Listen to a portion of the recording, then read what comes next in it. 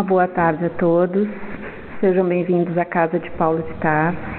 E como sempre fazemos, iniciaremos o nosso encontro fraterno com uma prece. Então, fechando suavemente nossos olhos, nos desligando por alguns momentos das nossas ocupações e necessidades, desacelerando os pensamentos, calando a nossa voz interior, desfrutando integralmente das energias salutares deste ambiente e do auxílio dos benfeitores espirituais, para termos alguns momentos de reflexão dos ensinamentos de Jesus, que nos serão trazidos pelo nosso amigo céu. Assim, asserenados, vamos dirigir a nossa atenção na exposição, na mensagem do Evangelho de hoje, abrindo os nossos corações ao entendimento, porque as lições do Mestre sempre nos trazem esperança, consolo, otimismo. Então, que possamos aproveitar estes momentos. Uma boa palestra a todos e que assim seja. Muito boa tarde. Esse tema, eu confesso que quando eu vi assim, como é que eu vou juntar a piedade e os órfãos, né? No Evangelho flui, mas na cabeça da gente também tem que se organizar. Mas o capítulo é bem importante. Ele trata logo, no parecer maior, né, que a vossa mão esquerda não saiba o que faz a vossa mão direita. Fazer o bem sem ostentação, né? Isso tem vários aprendizados dentro dessa própria realidade, né? E esse capítulo é rico em exemplos. É fazer o bem sem ostentação, o óbolo da viúva, aquela senhorinha que coloca 2 moedas, né, no coletor no templo. Dar sem esperar retribuição, a caridade material e a caridade moral. Então, não saber a mão esquerda o que dá a mão direita, é claro que é num tom que a gente possa entender, porque se eu sou dono do próprio corpo, uma mão sabe o que a outra faz, porque a consciência sabe. Mas a tal ponto que eu faça naturalmente, despretensiosamente, sem desejos com obter vantagens ou benefícios com o próprio bem que nós estamos fazendo. Ele significa uma caridade anônima, né? Uma bondade natural, tratar o próximo como nos gostaríamos que nos tratasse. Conduz ao exercício mais nobre da virtude humana, que é a própria caridade. Muito bem. É fundamental a gente entender que em toda essa realidade, dentro da própria reencarnação, nós necessitamos das outras pessoas. É fundamental. Até para vir ao mundo, necessitamos de um pai e de uma mãe, todos nós, né, necessitamos desse caminho.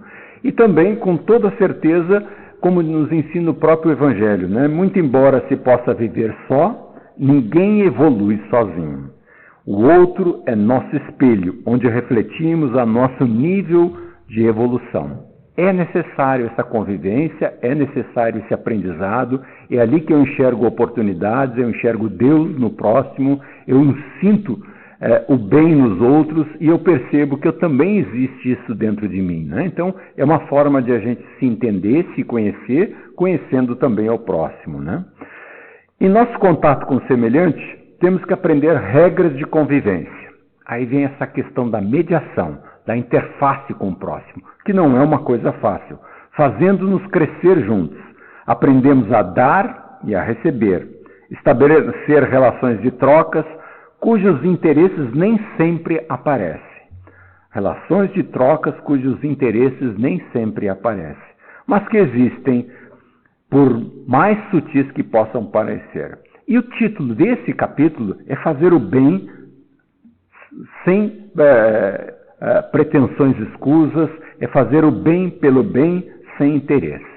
É interessante de a gente ver, teve um filósofo, Immanuel Kant, que lá em 1724 a 1804, ele era um religioso, sem dúvida nenhuma, de pais religiosos, né, muito rígidos na postura dele, um alemão naquele processo, e muitas vezes nessas questões de razão, filosofia, muitas vezes a ciência diz assim, isso é coisa de religião. E ele foi buscar a base, porque Immanuel Kant e Hegel são fundamentais, são pedras alicerces estruturais de todo o direito, de toda a justiça no mundo inteiro, né? E ele vai não buscar assim, não, nós temos que fazer o bem porque esse é o que Deus nos manda. Ele vai buscar na razão, e naquele período, naquela época da história, a razão estava fascinando, é o iluminismo, né? A razão era a base de tudo, prolifera as ciências, prolifera o crescimento, e até hoje a ciência em si tomou uma preponderância muito grande.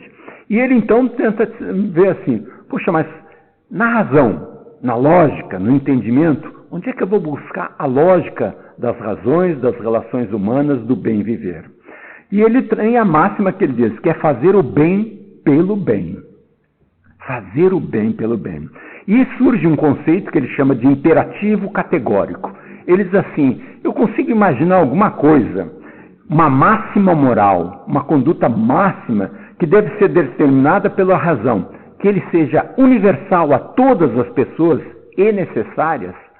Eu não posso, na época dele, ele dizia, eu não posso olhar uma coisa e dizer assim, isso é bom, então na prática eu vou determinar como é que tem que ser a teoria. Não, ele diz, a teoria, a base de tudo tem que originar da razão infalível, abrangente em todos os seus aspectos. E ele diz assim, querer para todos o que se quer para si mesmo. Querer para todos o que se quer para si. É uma máxima do Evangelho. Não fazer ao próximo aquilo que nós gostaríamos que não fosse feito. E ele vai evoluindo desse pensamento para o conceito mais profundo que ele diz, que é a máxima expressão da liberdade e da dignidade. Desse conceito que ele tira a máxima da liberdade. Ele diz assim, poxa, todos queremos ser livres e todos queremos ser dignos, com toda certeza. Ou seja, eu sou digno quando eu acato as leis que eu mesmo quero para mim. O que é válido para mim e eu acato, então eu sou um ser humano digno. Não naquele sentido, a lei vale para os outros, para mim valem as exceções. Não, eu sou digno se eu acato aquilo que é o máximo. E ele diz, nesse princípio, ele quando coloca do imperativo categórico, fazer aos outros, essa máxima ele diz assim, posso eu querer que essa máxima do conceito vale para todas as pessoas? Então vamos dizer o seguinte, olha, largar papel no chão, aqui nessa sala, pode? Aplica o raciocínio. Eu posso largar, tá bem? Mas se é uma lei universal e necessária, 7 bilhões de pessoas largando um papel aqui, vai ser viável? Você vai dizer, não vai dar. Muito bem, eu posso furar o sinal? Posso. Ela é universal e necessária? Se 7 bilhões de pessoas não respeitarem o sinal, vai funcionar? Não vai funcionar. Então ele vai colocando em todas essas questões, se o máximo que eu quiser, eu vou conhecer então o próprio conceito da liberdade e da dignidade. Eu posso desejar tudo aquilo que eu desejo para o próximo, para mim mesmo, e se for necessário, se for uma lei universal para todos. Então ele não parte de um religiosismo, ele parte de uma lei lógica e racional, nos bases do princípio que o próprio Jesus nos ensinou. E ele vai mais além nesse processo. Ele diz assim, se eu faço bem para ir para o céu, na verdade eu sou um negociante. Porque ele imagina, olha, é óbvio que a gente vai viver um período aqui, vamos tirar o período da infância, que a gente é mandado pelos pais, vai uns 40, 60 anos que eu me determino, eu me oriento. Se eu faço bem, eu estou trocando 40, 60 anos de fazer o bem por uma vida eterna. Não tem poupança no mundo que me retribua nessa proporção, nessa lógica. Então, quando eu faço bem para ir para o céu, sou muito mesquinho, eu sou muito negociante. Não pode ser essa a razão das pessoas fazerem o bem. Ele traz ainda outra razão. Se eu fizer o bem para aparecer, que é o texto do nosso evangelho, que não sabe a vossa mão esquerda o que faz a vossa mão direita, se é para me exibir, então sem comentários. É a coisa mais infantil, a coisa mais boba. Ele vai além. E se eu faço bem para não ir para o inferno, é por medo. É muito medíocre. É muito pequeno. Eu faço bem porque eu tenho medo de ir para o inferno, para me dar mal e sofrer as consequências do meu gesto. Eu só faço por causa desse processo. Então mostra essa distância muito grande que fazer o bem é porque eu desejo sim também o bem para mim. E ela é uma lei universal e necessária para a felicidade e para a liberdade de todas as pessoas. E daí vão surgir conceitos do direito únicos. Por que eu aceito uma lei? Uma lei eu aceito porque eu entendo que ela é necessária, que ela faz o bem para todos e que também dá direitos e deveres para todo mundo. E a base do direito universal praticamente vai se estendendo num dos seus pilares a partir daí. Mas o que eu quero para mim tem que ser válido para os outros também. E tem ainda um outro valorzinho que a gente vai buscar lá no passado, que talvez você já tenha ouvido falar dessa parte da mitologia do Anel de Giges. Anel de Giges é um mito grego abordado no livro A República de Platão. E Sócrates faz uma explicação através dos seus debates. Na verdade, Giges é um humilde pastor de ovelhas, que cuida das ovelhas, muito respeitado na comunidade dele, que leva as ovelhas, cuida e vive naquele processo. E um dia deu uma tempestade, deu um movimento das terras e tudo, e ele estava cuidando das ovelhas e ele viu um buraco, uma caverna assim, e ele disse, nunca vi isso. Entrou naquela caverna e encontrou um esqueleto, e um esqueleto com um anel grande de pedra no dedo. E ele disse, não é de ninguém, é meu, né?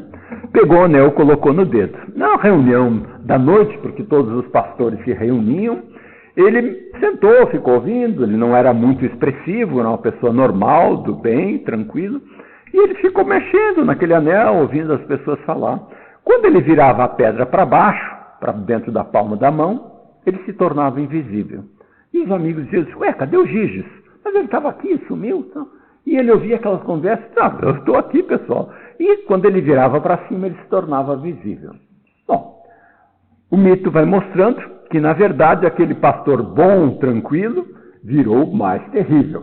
Provavelmente, se existisse vestiário masculino e feminino, ele entrava escondido num e no outro. E começou a fazer as maiores atrocidades, até então assassinar o próprio rei daquela vilarejo, porque ele era invisível, não podia ser pego e ninguém podia acusar ele. Então, nesse mito do Anel de Giges, mostra que eu ajo no bem quando eu vejo fiscalização policial, câmara, eu não ajo no bem. Eu ajo no bem com medo da reprimenda, do sofrimento. Agir no bem tem que ser da conduta moral de cada um. Não interessa se estão olhando ou se não estão olhando. Ela é uma máxima individual aceita por cada um dentro desses valores. É a mesma história aquela do cara que estava dirigindo, olhou, vou aproveitar e fazer o retorno. Fez o retorno, o guarda apitou, parou ele e perguntou, o senhor não viu o sinal de proibido retornar? Ele disse, eu vi, eu só não vi o guarda. Ou seja, é aquela questão de, se não estou olhando, eu faço. Mas isso não são as máximas, esse não é aquele imperativo que vale para mim, independente das circunstâncias. Ou seja, eu não faço para ter vantagens, eu não faço por medo, eu não faço para aparecer e eu não faço porque tem fiscalização. É uma conduta interior dentro da própria vida. Nessa questão, nós estamos analisando, nessa visão do Kant, ele está trazendo, sem dúvida nenhuma, a lei de justiça, que nós vamos encontrar no Evangelho. No tema, quando nós discutimos a piedade e os órfãos, nós vamos analisar a lei de justiça e depois a lei de caridade, a lei de amor. E aí que entra esse avanço que, além da justiça, que todos nós queremos o que é necessário para nós, igual para todas as pessoas, mas também existe um avanço, além da lei de justiça, que é a lei de amor. E aí faz, nesse capítulo, a menção exatamente da piedade. Ele diz, a piedade é a virtude que mais vos aproxima dos anjos. É a irmã da caridade. A piedade, bem sentida, é amor. Amor é devotamento. Devotamento é ouvido de si mesmo, a esse ouvido, essa abnegação em favor dos sofredores. É a virtude por excelência praticada por Jesus. Realmente, fazer o que é de lei, fazer o que eu gostaria que me fizessem, é a lei de justiça. No mínimo isso eu devo aos outros por obrigação. Mas fazer, além do outro, do que não sou obrigado, já começa a entrar na fase mais evoluída do ser humano, que é a própria lei de amor. A caridade seria procurar em seu próprio trabalho, pelo emprego das suas forças, de sua inteligência e de seus talentos, os recursos que faltam para realizar suas intenções generosas. Não é apenas com o dinheiro que pode secar as lágrimas, é com a nossa presença. É ouvir, é participar, é estar atento, é dar de si mesmo. É diferente de dar aquilo que nós detemos, né? Então, nesse sentido, nós podemos fazer inúmeros momentos a caridade. A caridade por pensamento, quando eu não penso mal dos outros, quando eu não julgo os outros, quando eu me calo frente a algumas injustiças no processo. Talvez não, eu deveria falar. Mas eu me calo porque se eu falar eu vou me prejudicar. Pois, às vezes em prejuízo próprio a gente deveria falar. Então a caridade pode ser praticada em pensamentos, palavras e em ações. E ações mais profundas ainda, né? Ações que vão além desse processo. E com toda certeza, esse caminho é rico de aproveitamentos para o nosso próprio crescimento. Diz ainda o Evangelho e os ensinamentos, quando essa doutrina for restabelecida na sua pureza primitiva, ou seja, fazer o bem ao próximo, fazer a lei de justiça, mas de amor, da própria piedade, quando todos os povos se submeterem, ela tornará feliz a terra. E muitas vezes a gente se fixa num outro aspecto. A gente diz assim, quando os espíritos maldosos forem chupados pelo planeta chupão, então a terra vai ser feliz. Não é isso. O Evangelho diz, quando as pessoas praticarem a lei de caridade, todas, a terra será feliz. Não é tirar os que ainda não compreenderam as leis e que não compreenderam a necessidade do bem. É quando todos praticarem. E aí nós nos incluímos dentro desse processo. Aí vai reinar a concórdia, a paz e o amor, porque as pessoas não só a lei de justiça, elas vão além desse processo. Elas praticam a lei de amor em cada uma das suas atividades. Diz, caridade seria na ótica do Livro dos Espíritos, benevolência, que é a boa vontade e na disposição de praticar o bem. Ela é indulgência, é a misericórdia para com as imperfeições alheias. Ela é o perdão, que é o desculpar as ofensas. É o exercício da benevolência, que é o trabalho em favor dos próprios semelhantes. Bom, aí nós vamos entrar um pouquinho nesse capítulo à frente, que tem tudo a ver, que é a questão dos órfãos. E a mensagem busca ter piedade, ter caridade, ter amor pelos que estão solitários, aqueles que estão perdidos. E o texto do Evangelho, nas suas próprias palavras, traz assim, meus irmãos, amai os órfãos. Se soubesseis quanto é triste ver só e abandonado, sobretudo na infância. Deus permite que haja órfãos para exortar-vos a servir-lhes de pais. Que divina caridade, amparar uma pobre criaturinha abandonada, evitar que sofra fome e frio, dirigir-lhe a alma a fim de que não se desgarrem para o vício. Espírito Protetor, em 1860. Nesse período, então, ele traz a necessidade de a gente olhar cada vez mais para aquelas pessoas que estão abandonadas, os filhos órfãos e tantas outras situações. E a Joana de Ângeles nos lembra também lembrai dos filhos órfãos de pais vivos e irresponsáveis. Porque não é só a criança que está abandonada na casa de acolhimento, mas também tem muitos filhos vivendo com os pais na própria casa que também estão abandonados, que desistiram, que eu não quero mais, se não me obedece, então tu vai sofrer as consequências do mundo. Não quero cuidar, não quero zelar, ou segue a minha lei, ou eu te desconheço. Inúmeras situações surgem nessa própria vida assim. Clamam por justiça e amor, carentes e frustrados, usando a linguagem alucinada, muitas vezes, que se expressa pela forma da violência, da agressividade, do exibicionismo, da irreferência, auridos nas drogas aditivas, no álcool, na exaustão dos sentimentos, e tudo perturbando com vandalismo e insensibilidade. Então ele mostra que muitas vezes essas crianças vão se revoltar nesse próprio processo porque são abandonadas, são os órfãos vivendo dentro da própria casa. É comum a gente falar dessa situação de filhos do coração. No próprio Evangelho nós temos o capítulo 14, né, que ele vai trazer exatamente falando de família com os laços materiais e com os laços espirituais. E essa expressão se tornou muito comum entre o próprio meio espírita. Esse é filho do coração, né? Para mencionar que é um filho que veio não pelo processo natural, mas que é um filho adotado no caminho, né? E com toda certeza, todos nós gostaríamos de ser filhos do coração, mesmo os filhos naturais, que devotam, sem dúvida nenhuma, o amor, a sinceridade, o carinho, o desejo de ver bem, o desejo de fazer progredir, o desejo de fazer crescer dentro da própria realidade de cada um, nos seus potenciais, nas suas possibilidades. Ponderai também que muitas vezes a criança que socorreis vos foi cara noutra outra encarnação.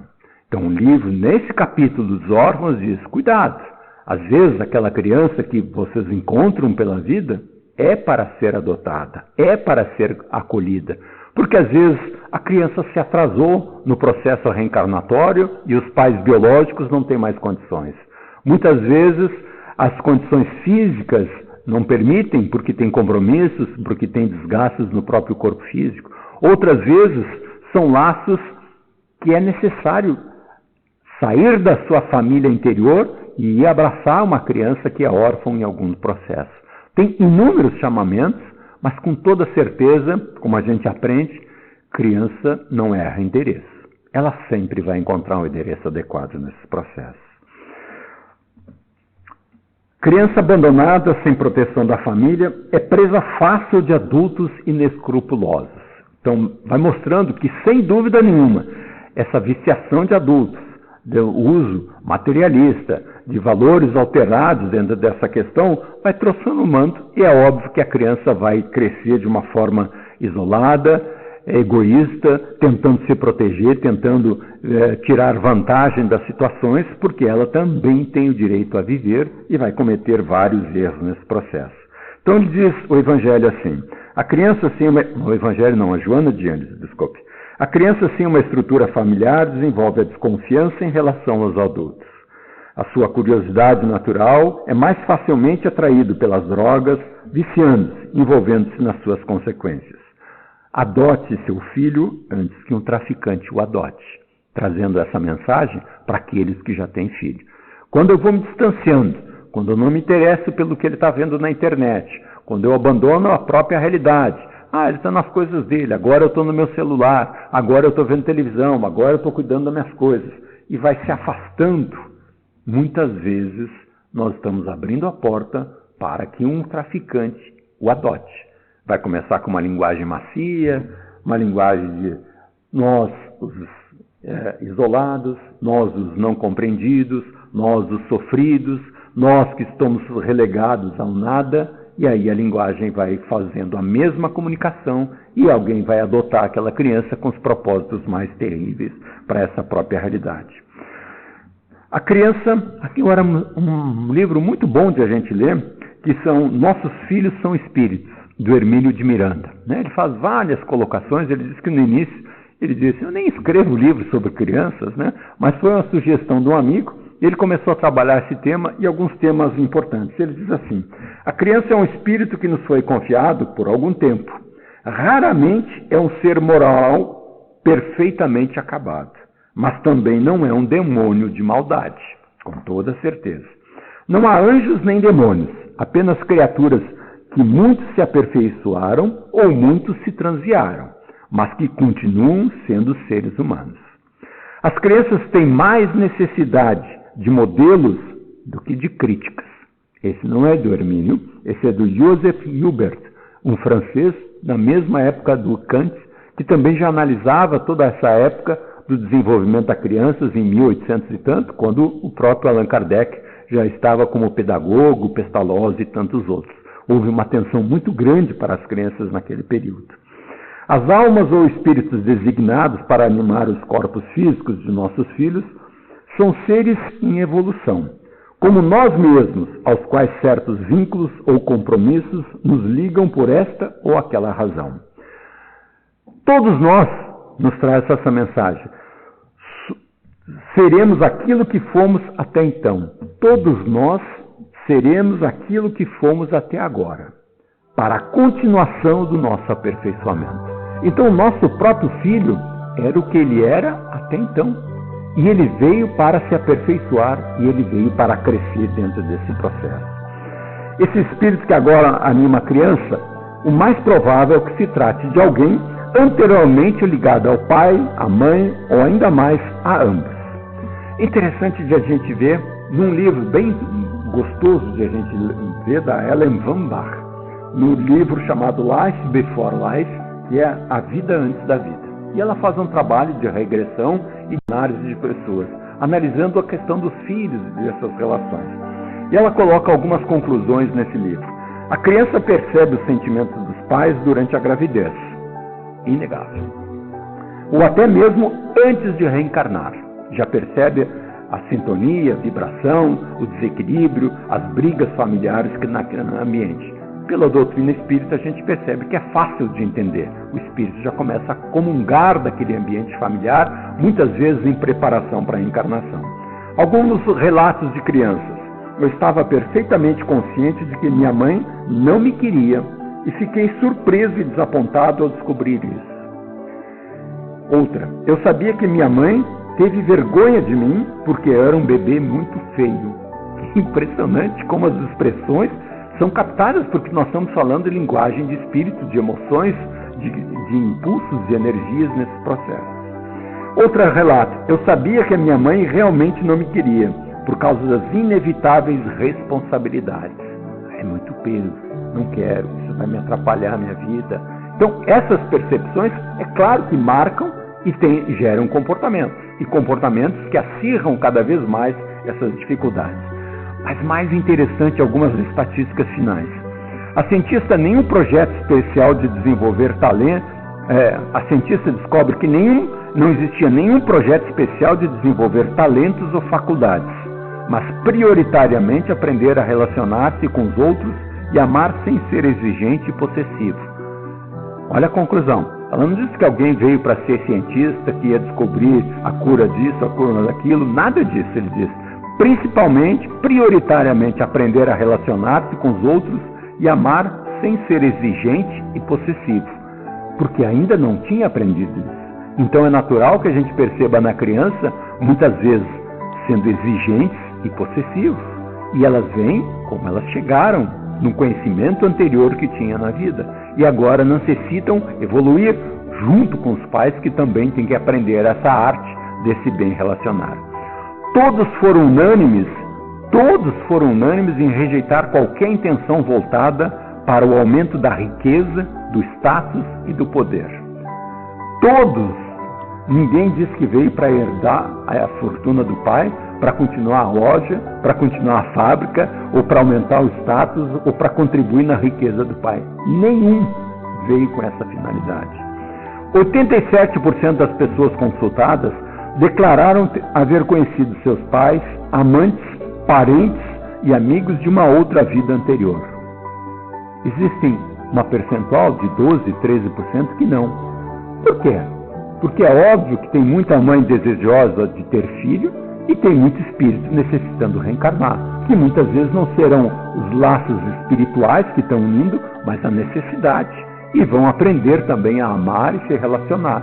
Mas 87% dos casos, sim, tem vínculos com as situações. Meu objetivo foi de conciliar-me com algumas pessoas pelo dano que lhes causei em vidas passadas. Ou, como diz, 18% de meus pacientes disseram ter vindo para essa vida para aprender a doar o amor. O objetivo não foi de estarem junto de pessoas específicas, mas aprender a amar. Então, em um percentual de 18%, muitas vezes, já espíritos mais equilibrados, eles vêm realmente para doar o amor. Mas não é a maioria nos processos, porque cada um chega com a bagagem que chegou de vidas anteriores. Mas todos nós necessitamos desse acolhimento, desse reequilíbrio dentro do lar e da família. Então, esse capítulo específico fala da caridade. Da caridade não, eu vou adotar uma criança porque eu quero me dar bem. Eu vou adotar uma criança porque eu quero diminuir a dificuldade das crianças no mundo. Não, é uma expressão de amor, é uma expressão de doação, fazer o bem o bem pelo bem, sem saber que o que a outra mão fez naquele momento. É acolher e que todos possam ser filhos do coração. É o exercício, não só em lógica, não só em razão, como o próprio Kant traz essa ligação profunda para as leis de Jesus, na própria razão do ser humano, mas também estende a ele, pelo próprio Evangelho, da lei de justiça para a lei de amor, de caridade, de benevolência para o próximo. Muito obrigado, que Deus nos abençoe, nos fortaleça.